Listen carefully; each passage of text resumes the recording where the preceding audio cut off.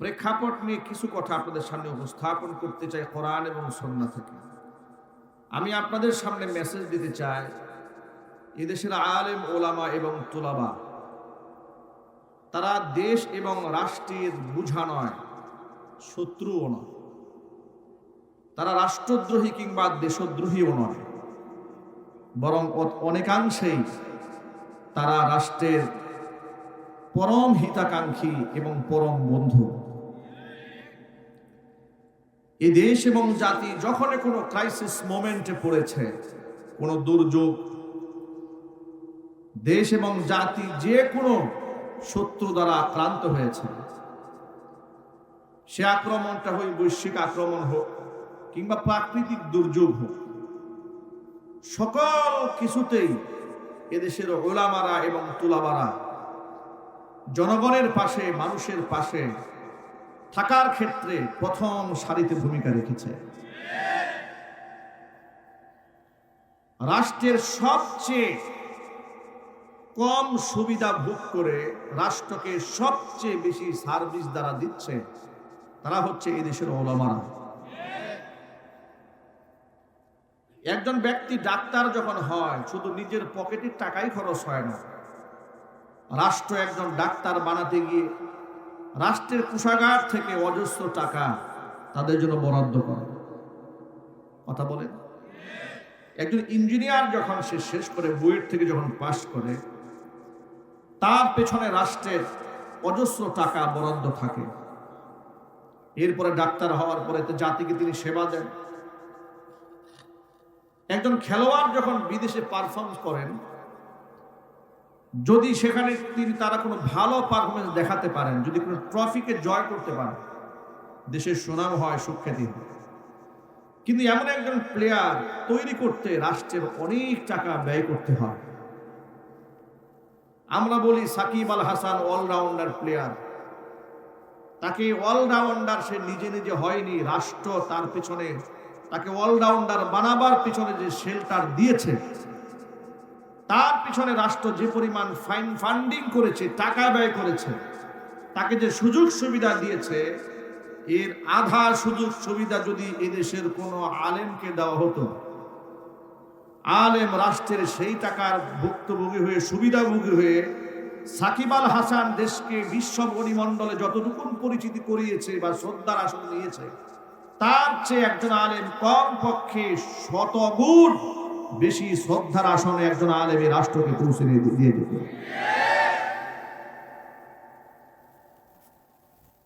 এ রাষ্ট্রে আলেমরা সব সময় বৈষম্যের শিকার হয়েছে। স্বাধীনতার 52 বছরে দাড়ি, টুপি, ইসলাম, তাহজিব, তামাদ্দুন এই দেশে লাঞ্ছিত হয়েছে, অপমানিত হয়েছে। কথা কি সত্য না মিথ্যা? 1970 সালে প্রতিষ্ঠিত জাহাঙ্গীরনগর ইসলামিক বিশ্ববিদ্যালয়, মুসলিম বিশ্ববিদ্যালয়, সেখানে 73 সনে দেশ স্বাধীন হওয়ার পরে জাহাঙ্গীরনগর মুসলিম বিশ্ববিদ্যালয় থেকে মুসলিম শব্দ বাদ দিয়ে শুধু জাহাঙ্গীরনগর বিশ্ববিদ্যালয় করা হলো। কারণ ইসলাম শব্দ মুসলিম শব্দের সাথে আছে ওদের অ্যালার্জি, বাদ দিয়ে দিল। কাজী নজরুল ইসলাম একাডেমি, ইসলাম বাদ দিয়ে নাম দিল কাজী নজরুল একাডেমি। এখানেও ইসলাম বাদ। সংবিধানে বিসমিল্লাহির রহমানির রহিম, একটি 90 থেকে 95% মুসলিম অধ্যুষিত এই দেশে, এই রাষ্ট্র যে নীতিমালার উপর চলবে তার শুরুতে বিসমিল্লাহ থাকার দরকার আছে না নাই? বাদ দিয়ে দিল। বিশ্ববিদ্যালয়ের মনোগ্রামে রব্বি জিদনি ইলমা বাদ দিয়ে দিল। নবাব সলিমুল্লাহ মুসলিম হল ঢাকা বিশ্ববিদ্যালয়, সলিমুল্লাহ হল বানিয়ে দিল, মুসলিম শব্দ বাদ দিয়ে দিল। ইসলাম যেখানে ওদের অ্যালার্জি সেখানে, মুসলিম শব্দ যেখানে ওদের অ্যালার্জি সেখানে, দাড়ি টুপি যেখানে ওদের অ্যালার্জি সেখানে। মুক্তিযুদ্ধকে কেন্দ্র করে বাংলাদেশে যত নাটক হয়েছে, সিনেমা হয়েছে, যত মঞ্চ সাজিয়েছে 16 ডিসেম্বর উপলক্ষে, সমস্ত নাটকে সিনেমাতে দাড়িকে ছোট করে উপস্থাপন করা হয়েছে, টুপিকে। আমার তো মনে হয় শিশুকালে তো আমরা অনেকেই সিনেমা দেখেছি, অনেক স্কুলে পড়েছি। বাংলা সিনেমার মধ্যে ওই যে ওরা 11 জন ছবি টবি হতো, মুক্তিযুদ্ধের ছবিগুলো দেখেছি, মনে আছে আমার এখনো। মানে প্রত্যেকটা ছবির মধ্যে, সিনেমার মধ্যে, নাটকে রাজাকার মানে রাষ্ট্রদ্রোহী, যারা স্বাধীনতা চায় না, স্বাধীনতার শত্রু, এ কথা বোঝাবার জন্য হাতিয়ার হচ্ছে মুখে দাড়ি, মাথায় তার টুপি, গায়ে তার জামা। আমার বুক ফেটে কান্না আসতো এই রাষ্ট্রের এই কার্যক্রম দেখে। আমি বহুবার প্রতিবাদ করেছি, যারা এগুলা করেছে ওদের মঞ্চেও প্রতিবাদ জানিয়েছি, বিনিময়ে যে ট্যাগগুলো খেয়েছি, এই সমস্ত অন্যায়ের প্রতিবাদ করার কারণে আমার উপর যে ট্যাগগুলো এসছে, যে আমি হলাম উগ্রবাদ, আমি হলাম মৌলবাদী, এরপর আমি হলাম জামাত, আমি হলাম শিবির, ব্যাস ট্যাগ দিয়ে আমাকে দমানোর কত চেষ্টা করেছে। একাধিক মামলাও দিয়েছে। 2018 সালে স্টেজের মঞ্চ থেকে নামিয়ে গ্রেফতার করে কারাগারে ঢুকেও দিয়েছে। কি মামলা দিয়েছে? মামলা দিয়েছে আমার পকেটে 16টা ককটেল পাওয়া গেছে, দিয়েছে মামলা। কি অপরাধ ছিল আমাদের, কি অন্যায়টা করেছিলাম আমরা? আমি আপনাদের কাছে বিনয়ের সাথে জানতে চাই, ওরা যে সারা জীবন সিনেমার মধ্যে দেখালো দাড়ি টুপিওয়ালারা ধর্ষক হয়, দেখায় নাই? একটু কথা বলেন না আপনারা, দেখায় নাই? এখন আপনারা বলেন, দেশ স্বাধীন হওয়ার আগে দাড়ি টুপিওয়ালারা যেমন ছিল, স্বাধীনতার সময় ছিল, আজও বাংলাদেশে দাড়ি এবং টুপিওয়ালারা আছে না নাই? প্রশ্ন হলো, বিশ্ববিদ্যালয়ের ধর্ষণের সেঞ্চুরি দাড়িওয়ালারা করে না দাড়ি ছাড়ারা করে? তো তোমরা নাটকে দাড়িওয়ালাদেরকে ধর্ষক দেখাও কেন? আপনারা বলেন, মাদ্রাসার ছাত্ররা তলোয়ার নিয়ে, বন্দুক নিয়ে, রাইফেল নিয়ে, হকি স্টিক নিয়ে, চাইনিজ কুড়াল নিয়ে ধাওয়া পাল্টা ধাওয়া করে মানুষ খুন করেছে, কিংবা মাদ্রাসা অনির্দিষ্টকালের জন্য বন্ধ হয়েছে, এমন একটি ঘটনা এই দেশের ইতিহাসে আছে? জোরাওয়াজে বলেন। এরপরেও তারা বানিয়েছে যে কওমি মাদ্রাসা হচ্ছে জঙ্গি তৈরির কারখানা। কিন্তু বিশ্ববিদ্যালয়ে যারা অস্ত্রের ঝঞ্ঝানি দেখায়, বিশ্বজিতের মতো হিন্দুকেও শিবির বলে প্রকাশ্যে কুপায়ে যারা হত্যা করে, দেশ স্বাধীন হওয়ার পরে বিশ্ববিদ্যালয়ে এই সোনার ছেলেদের হলগুলাকে যখন সার্চ করা হয়েছে, টর্চার সেল পাওয়া গেছে। টর্চার সেলের মধ্যে কি পাওয়া গেল? হকি স্টিক পাওয়া গেল, পিস্তল পাওয়া গেল, রামদা পাওয়া গেল, কুড়াল পাওয়া গেল, চাইনিজ কুড়াল পাওয়া গেল। এগুলা দিয়ে তারা মানুষদেরকে কষ্ট দিত। তারা ছিল সোনার ছেলে, আর আলেমরা ছিল জঙ্গি। কথা বলেন। যারা এতগুলো মানুষ হত্যা করেছে, ওদের কয়জনের নামে জঙ্গি মামলা হয়েছে আপনারা বলেন? কিন্তু কত দাড়ি টুপিওয়ালাদেরকে জঙ্গি বলে মিথ্যা মামলা দিয়ে বছরের পর বছর কারারুদ্ধ করে রেখেছে, তার হিসাব একমাত্র আল্লাহ পাকই ভালো জানেন। কত আলেমকে তারা গুম করেছে, খুন করেছে, ফাঁসির কাস্টে ঝুলিয়ে হত্যা করেছে। জুড়ে বলতে হবে, ঠিক কিনা বলেন? আলেমদেরকে রাষ্ট্রের শত্রু বানিয়ে দিয়েছে। বাংলাদেশের শ্রেষ্ঠতম 116 জন আলেমের নামের তালিকা বানানো হয়েছিল সাবেক বিচারপতি কালামানিকের নেতৃত্বে। তুরিন আফরোজ এবং কালামানিক এরা আলেমদের ব্ল্যাক লিস্ট করে দুদকে জমা দিয়েছিল যে এদেরকে একটু তদন্ত করে দেখা হোক এরা কেমন দুর্নীতিগ্রস্ত। আর এরা হচ্ছে ফেরেশতা। এমনই ফেরেশতা, বেচারা পালাতে গিয়া, ভিক্ষুকের মতো পালাতে গিয়া বলে 70 লাখ টাকা ছিল, টাকাও দিছে, পিঠাও দিছে। যদি বলতে হবে, ঠিক কিনা বলেন? সারা জীবন আলেমদেরকে জঙ্গিবাদ বললো এ জাতি। ওদের এই জঙ্গিবাদের এই ট্যাবলেট ওরা তো ফ্রি বিক্রি করেছে মিডিয়ার মাধ্যমে, কিন্তু কেউ দিলে নাই, কেউ খায় নাই। জাতি ভালো করে জানতো আসল সন্ত্রাসী কারা, আসল জঙ্গি কারা। যার দরুন দেশ স্বাধীন হতে দেরি হয়েছে, স্বীকৃত জঙ্গি হিসেবে ওদের নিষিদ্ধ করতে সরকার দেরি করে নাই। ওদের দাম্ভিকতা এবং অহংকার কোন পর্যায়ে পৌঁছে গিয়েছিল, ওরা আলেমকে কোনোদিন সম্মান দেয়নি। বাংলাদেশে কোন হক্কানি আলেমদেরকে তারা 4 পয়সার মূল্যায়ন দেয়নি। পোস্টারে ওদের নামের উপরে যদি আলেমের নাম থাকতো, ওরা পোস্টার পরিবর্তন করে নতুন করে পোস্টার ছাপাতো। এই কালিয়াকোট উপজেলাতে আমার এক মাহফিলে, সেখানে আমার নাম সবার উপরে মোটা করে লিখেছে প্রধান বক্তা হিসেবে। আচ্ছা, একটি মাহফিলের প্রধান বক্তা, সেখানকার চিফ গেস্ট থাকেন, তারই আকর্ষণে লোকেরা বয়ান শুনতে আসেন, না কোনো এমপি মন্ত্রীর চেহারা দেখতে আসেন। যদি বলেন সে যে দলেরই হোক, কোনো এমপি মন্ত্রীর চেহারা দেখতে লোকেরা মাহফিলে আসে না। কিন্তু ওরা জোর করে এই মাহফিলে আসবে। ওদের নাম পোস্টারে না দিলে মাহফিলের পারমিশন দেওয়া হবে না। ওরা আবার ভালো করে জানে কোন সময় লোক বেশি থাকে ওই সময় বক্তব্য দিতে হবে। প্রধান বক্তাকে পাশে বসিয়ে বক্তব্য দিতে তারা খুব মজা পেতেন। কথা বলতে হবে, ঠিক কিনা বলেন? আমার মাহফিল কর্তৃপক্ষ আমাকে ফোন করে বললেন, হুজুর ঝামেলা একটা হয়েছে। কি হয়েছে? আপনার নাম তো সবার উপরে দিয়েছি, মন্ত্রী বাহাদুরের নাম দিয়েছি আপনার নিচে, ওর চেলা চামুন্ডারা আসছে, এসে বলছে পোস্টার চেঞ্জ করতে হবে, না হয় মাহফিল বন্ধ। কেন? মন্ত্রীর নাম কেন হুজুরের নামের নিচে? হুজুরের নাম নিচে নামাও, মন্ত্রীর নাম উপরে উঠাও।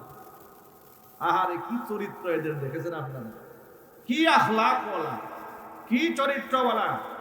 আর সেই মন্ত্রীর ব্যাপারে কয়েকদিন আগে সিনেমার এক নায়িকা ইউটিউবার সাংবাদিকদেরকে বলছে, উনি লন্ডন থেকে আমাকে ভিডিও কল দিয়েছে, ভিডিও কল দিয়ে সরাসরি প্রেমের প্রস্তাব দিয়েছে। যাদের চরিত্রের কোনো বালাই নাই, আলেমদের নামের উপর নাম থাকার জন্য লড়াই তো কত। আল্লাহ রাব্বুল আলামিন আলেমদের শান মান বাড়িয়েছেন, লাঞ্ছনা গঞ্জনা ওদের কাদের উপরে এমন ভাবে চাপিয়ে দিয়েছেন, আল্লাহ রাব্বুল আলামিন এমন অপমানিত ওদেরকে করেছেন, জাতির সামনে মুখ দেখাবার মতো কোনো সাহস ওদের নাই। আলেমদেরকে তারা রাষ্ট্রের শত্রু বানিয়ে দিয়েছে। প্রিয় ভাইয়েরা আমার,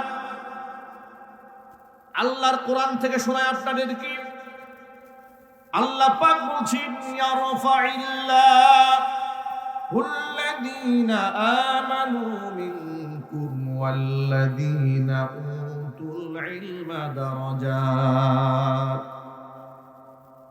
নিশ্চয় যারা ঈমানদার তাদের সম্মান আমি আল্লাহ বৃদ্ধি করে দেব।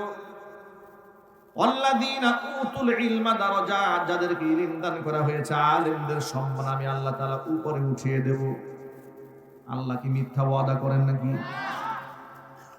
আলেমদের কত সম্মান দেখে।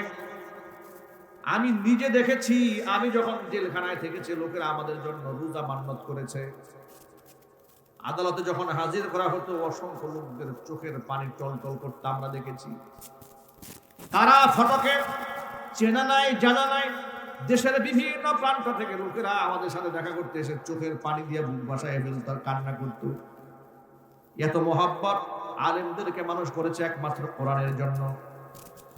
আর সেই সমস্ত আলেমদেরকে তারা মৌলবাদ, জঙ্গিবাদ, রাজাকার, আল বদর, আল শাম, উস্কানি জাটা এমন কথা বলে বলে মানুষের সামনে তারা হেয় প্রতিপন্ন করার চেষ্টা করেছে।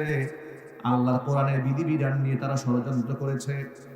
এমনকি বিশ্ববিদ্যালয়গুলোর মধ্যে একেবারে অশ্লীলতা, বেহায়াপনা, অবলীলায় হয়েছে, কোনোদিন তারা বাধা দেয় নাই। কিন্তু রমজান মাসে কোরআন তেলাওয়াত করার অপরাধে মুসলিম দেশে তাদেরকে বাধা দেওয়া হয়েছে। গত রমজান মাসে হিন্দুদের হোলি উৎসব হয়েছে ঢাকা বিশ্ববিদ্যালয়ে, কোনো অসুবিধা হয় নাই। কিন্তু রমজান মাসের ইফতার পার্টি মুসলমান ছাত্র ছাত্রীদেরকে বিশ্ববিদ্যালয় হলের মধ্যে করতে দেওয়া হয় নাই। আপনারা শুনে অবাক হয়ে যাবেন, নবাব সলিমুল্লাহ মুসলিম হলে, এত বড় হল, সেখানে জামি মসজিদ আছে, মসজিদের মাইকে বিগত 16 বছর তারা আযানটা পর্যন্ত দিতে দেয় নাই। এইভাবে ইসলামকে তারা দমাতে চেয়েছে, ইসলামকে তারা শেষ করতে চেয়েছে। এই দেশে হিন্দুরা মাত্র 5% হিন্দুদেরকে 25% সুযোগ সুবিধা দিয়ে মুসলমানদের উপরে রাজত্ব করে দিয়েছে। কথা বলতে হবে, ঠিক কিনা? এইভাবে মুসলমানদেরকে ওরা কষ্ট দিয়েছে, আলেমদেরকে কষ্ট দিয়েছে। মাদ্রাসাগুলোকে জঙ্গি তৈরির কারখানা বলে মানুষের সামনে উপহাসের পাত্র বানিয়ে ছেড়ে দিয়েছে। আলেমদের কোমরের মধ্যে রশি লাগিয়েছে, হাতের মধ্যে হ্যান্ডকাপ পরিয়েছে, পায়ের মধ্যে ডান্ডা বেরি পরিয়ে আদালতে হাজির করেছে, করে নাই? কথা বলেন না কেন আপনারা? আজকে আপনাদেরকে একটা লেটেস্ট নিউজ শোনায়। আজকে শুনলাম সাবেক আপনার পরিবহন মন্ত্রী শাহজাহান খান তিনি বলেছেন যে আমরা তো সম্মানিত মানুষ, আমাদের হাতে হ্যান্ডকাপটা যেন না পরানো হয়। এরা নাকি সম্মানিত। কি নিত? সম্মানিত না, এরা হচ্ছে ঘৃণিত। কথা বলেন। আপনারা যে কত সম্মানিত তা তো এই জাতি জানে ভালো করে। সে বলেছে আমি এতবারের এমপি, আমাদেরকে হেনস্থা করা হচ্ছে, হাতে হ্যান্ডকাপ লাগিয়ে আমাদেরকে অসম্মান করা হচ্ছে। আশ্চর্য কথা, আপনি এমপি, আপনার হাতে হ্যান্ড গ্লাভস লাগালে, হাত করা পরালে অসম্মান হয়। আপনি যখন দেশের শীর্ষ আলেমদের পায়ে ডান্ডা বেরি পরিয়েছেন তখন শরম হয় নাই? তখন আলেমদেরকে বেইজ্জত করা হয় নাই? আমি তো মনে করি এই শাহজাহান খান থেকে শুরু করে হাসানুল হক ইনু, রাশেদ খান মেনন থেকে শুরু করে যতগুলো কুলাঙ্গা ধরা পড়েছে, আলেমদেরকে পায়ে ডান্ডা বেরিয়ে যদি এক জোড়া পরানো হয়েছে, এদেরকে 4 জোড়া ডান্ডা বেরিয়ে পরিয়ে পুকুরের মতো হাজির করা উচিত। এরা নাকি সম্মানিত ব্যক্তি। সম্মানিত ব্যক্তি হলে আপনারা তো সম্মানিত ব্যক্তিদেরকে সম্মান দিতে জানতেন। ওরা কি আলেমদেরকে জীবনে সম্মান দিয়েছে? চিল্লায় বলেন, দিয়েছে? হ্যাঁ, কিছু আলেমদেরকে দিয়েছে, কিছু আলেমদেরকে দিয়েছে। কোন আলেম জানেন? যে আলেম বলেছে আপা আপনি তো জান্নাতি নারী। কথা বলেন ঠিক কিনা বলেন? যে বলেছে আপনি তো কওমি জননী, তাদেরকে কিছু সম্মান তারা দিয়েছে। সম্মান দেয় না, ইউজ করেছে। আপা যখন পালিয়েছে, এই সমস্ত মৌলবীরাও পালাইছে। কথা বলতে হবে ঠিক কিনা বলেন? মানুষ এত নিচে নামতে পারে, মানুষ এত পদলেহন করতে পারে। আপনি কি করে তাকে জান্নাতের সার্টিফিকেট দিলেন? এই সাহস আপনাকে দিয়েছে কি করে দিয়েছে?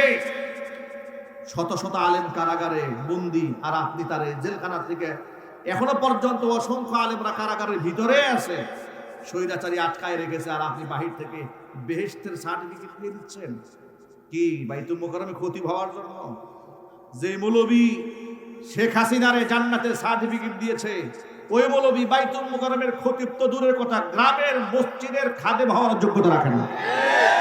এগুলো চাটুকার দালাল। কথা বলেন। এরা জীবনেও জেল খাটে নাই, জীবনেও জরিমানা দেয় নাই। মনে রাখবেন, হক্কানি আলেমরা জেল খেটেছে আল্লাহর কোরআনের জন্য, ইসলামের জন্য। কথা বলেন ঠিক কিনা বলেন? এই যে আজকে বাচ্চারা এখানে জানাজার নামাজের দৃশ্য দেখিয়েছে, আল্লাহু আকবার। ছোট্ট ছোট মাসুম বাচ্চারা, বেগুনাহ, বেহেশতের ফুল মনে হচ্ছিল আমার কাছে। মনে হচ্ছে এক একটা জান্নাতের পাখি। বেগুনাহ মাসুম বাচ্চাগুলাকে শিশুবেলা থেকে হাতে খড়ি করে কিভাবে জানাজার নামাজের দোয়াগুলো বিশুদ্ধভাবে পাঠ করতে হয় আপনাদের সামনে জনসম্মুখে তারা দেখিয়ে দিয়েছে। এগুলো হচ্ছে মাদ্রাসাগুলোর অবদান। ঠিক কিনা বলেন? এগুলা মাদ্রাসাগুলোর অবদান। এখান থেকে এই অবদান তারা শিখে কি করেছে বাস্তব জীবনে শোনায় আপনাদেরকে। দেশে যখন করোনায় মহামারী দেখা দিল, করোনাকালীন সময়ে যখন বাবার লাশ পড়ে আছে, ছেলের লাশকে স্পর্শ করে না, স্বামীর লাশ ঘরে পড়ে আছে, স্ত্রী ধরে না। নোয়াখালী লক্ষ্মীপুরের দিকে নিচতলা স্বামীর লাশ পড়ে আছে, স্ত্রী দোতলায় বসবাস করে, ভয়ে স্বামীর কাছে যায় না। নারায়ণগঞ্জে 3 দিন পর্যন্ত উঠানে লাশ পড়ে আছে, লাশ কেউ ধরে না, লাশ কেউ স্পর্শ করে না।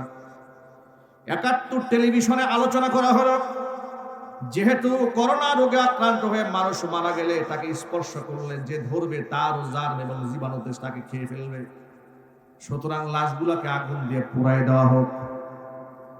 নাউজুবিল্লাহ পড়েন। মুসলমানের লাশ কি আগুনে পুড়া যেতে পারে বলেন? আলেম ওলামারা বললেন মোটেও হতে পারে না, এটা প্রতিবাদ জানালেন। করোনা রোগে আক্রান্ত লাশগুলাকে তোমরা নাও যদি ধরো, নাও যদি ছও, নাও যদি স্পর্শ করো, গোসল তোমরা নাও করাও, আমাদেরকে বলো, আমরা আলেমরা জীবনের ঝুঁকি তাদেরকে গোসল করাবো, কাফন করাবো। উলামারা ওই সময়ের দায়িত্ব নিয়ে জীবনের ঝুঁকি নিয়ে গোসল করিয়েছে, কাফন করিয়েছে, কবরে মাদফুন করেছে। আল্লাহর কসম করে বলি, একজন আলেমও যারা মানুষের সেবায় আত্মনিয়োগ করেছিলেন কোন আক্রান্ত হয় নাই। তাহলে এমন ক্রাইসিস মোমেন্টে জাতির পাশে কারা দাঁড়িয়েছে ধরে বলেন? না শাহরিয়ার কবিরা দাঁড়িয়েছিল? কারা দাঁড়িয়েছিল বলেন? আলেমরাই দাঁড়িয়েছিল। কিছুদিন আগে নোয়াখালী, লক্ষ্মীপুর, কুমিল্লা পুরা বন্যায় যখন প্লাবিত হয়ে গেল, হঠাৎ করে পানি এসেছে। আমাদের বন্ধু নামক চরম শত্রু ভারত যখন পানি ছেড়ে দিল, কারণ ভারতের মতো বন্ধু যারা আছে পৃথিবীতে তার শত্রু না থাকলেও চলবে, পানি ছেড়ে দিয়ে আমাদেরকে মারতে চাইলো। আলেমরা রাতারাতি মসজিদ থেকে চান্দা কালেকশন করে করে গাড়ি ভরে ভরে মানুষের জন্য তারা ত্রাণ নিয়ে গেল। শুধু আলেমরা যায় না, অন্যান্য সংগঠনে গেছে, তাদের জন্য আমাদের দোয়া ভালোবাসা আছে। কিন্তু সমস্ত সংগঠনের লোকেরা মিলে যতটুকু মানুষের জন্য করতে পেরেছে, এক আস-সুন্নাহ ফাউন্ডেশনের নেতৃত্বে, আহমদুল্লাহর নেতৃত্বে আস-সুন্নাহ ফাউন্ডেশন তার চাইতে কয়েকশো গুণ বেশি করেছে। আলেমদের প্রতি এদেশের মানুষের ভালোবাসা নাই কে বলেছে? বাদ বলতে পারো, কিন্তু মানুষের হৃদয় রাজ্যের বাদশাহ হচ্ছে উলামায়ে কেরাম। যার দরুন তোমরা মরে গেলে মাইকিং করে লোক খুঁজে পাও না, আর আলেমদেরকে মারা গেলে তোমরা বাধা দিয়াও লোক ঠেকায় রাখতে পারো না। এই হচ্ছে পার্থক্য। আলেমদের অবদানটা দেখেন। আস-সুন্নাহ ফাউন্ডেশনের মাধ্যমে শেখ আহমদুল্লাহর নেতৃত্বে শত কোটি টাকার দান পৌঁছে গেছে। সুবহানাল্লাহ বলবেন না? মানুষের বিশ্বাসের জায়গা আলেম কোথায় গিয়ে দখল করে বসে আছে? কোথায় শাহরিয়ার কবির, কোথায় শামসুদ্দিন মানিক, কোথায় বিচারপতি কালা মানিক, কোথায় তুরিন আফরুজ, কোথায় এরা, কোথায় রাশেদ খান মেনন, কোথাকার কোন বুদ্ধিজীবী, আর কোথায় একজন আলেম? সুবহানাল্লাহ বলবেন না? এই রাষ্ট্রের জন্য ওদের কি অবদান আছে? এই রাষ্ট্রের জন্য এই দেশের বুদ্ধিজীবীদের কি অবদান আছে? প্রাসঙ্গিক ছোট্ট করে একটা কথা বলি। জুলাই আগস্টের বিপ্লবে এদেশের আলেমদের সীমাহীন ভূমিকা আছে। আলেমরা তো শুধুমাত্র জুলাই আগস্টের বিপ্লবে সামিল হয় নাই, বিগত 16টি বছর আলেমরা স্বৈরাচারের বিরুদ্ধে বাক জিহাদের মধ্যে আত্মনিয়োগ করেছিলেন। যার দরুন তারা শত শত আলেম জেল খেটেছেন, জরিমানা দিয়েছেন। কথা কি সত্য না মিথ্যা? নিশ্চয়ই সত্য। তাহলে এই স্বৈরাচারের পতনে আলেমদের ভূমিকা আছে না নাই? আরো চিৎকার দিয়ে বলতে পারছে না নাই? বড় দুঃখ নিয়ে একটা কথা বলি, অসংখ্য আলেম ওলামা তুলাবা স্কুল কলেজ ইউনিভার্সিটির ছাত্রদের রক্তের বিনিময়ে দেশ স্বাধীন হলো এবং অন্তর্বর্তীকালীন সরকার গঠিত হয়ে গেল। সেই অন্তর্বর্তীকালীন সরকারের প্রতি এদেশের মানুষের ব্যাপক প্রত্যাশা। মানুষের এক নাম্বার প্রত্যাশা হচ্ছে যারা পাখির মতো গুলি করে মানুষদেরকে হত্যা করেছে, প্রত্যক্ষ কিংবা পরোক্ষভাবে যারা জড়িত আছে, একটাকেও যেন ছাড় দেওয়া না হয়। দ্রুত ট্রাইব্যুনালে বিচার কার্যকর করে সবগুলাকে যেন ফাঁসির দণ্ডে ঝুলাই দেওয়া হয়। এই প্রত্যাশা আপনাদের আছে না? কার কার আছে? তো হাত দেখি তো আমি।